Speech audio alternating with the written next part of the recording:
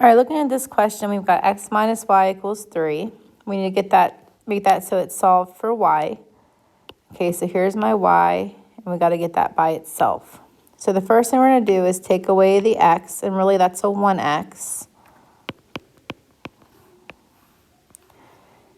All right, when I do that, I get 0. I'm going to bring down a negative y, which is really a negative 1y. And I'm going to rewrite this as negative 1x plus 3. Now I still don't have y by itself because I've got this negative 1 that's beside it that we need to divide.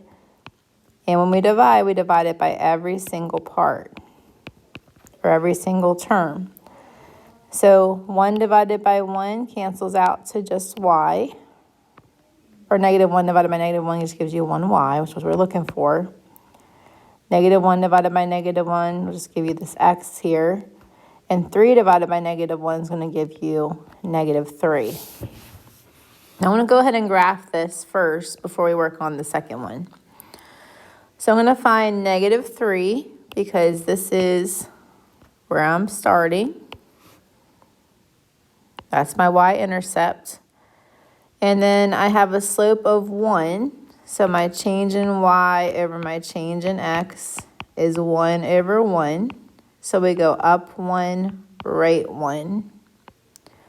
Okay, and I'm just going to do that all the way up here and all the way down so I can get a nice line.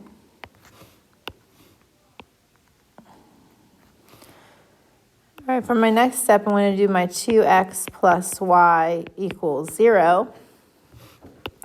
And I'm trying to get y by itself. So I'm going to take away the 2x because I need to get rid of whatever's on the left that is not y. I need to move it to the other side. So I bring down the y. 0 minus 2x is just negative 2x. All right, so this is a good one because we haven't talked about this yet. But really, we can write that as plus 0 because that's going to tell us where to start on the graph. So on the graph, y equals 0 is going to be right here on the origin. And we're going to go, according to my slope, my change in y is negative 2, and my change in x is positive 1.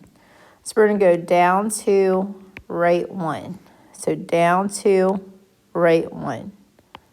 We're going to do that all the way across the graph. Then we'll come up here and do up to left 1.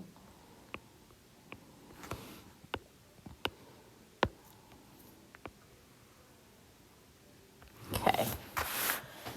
So we saw that it overlapped at 1, negative 2. So remember, we always do the x coordinate first and then the y. So the left to right coordinate and then the up or down coordinate. So if I go over 2, over 1.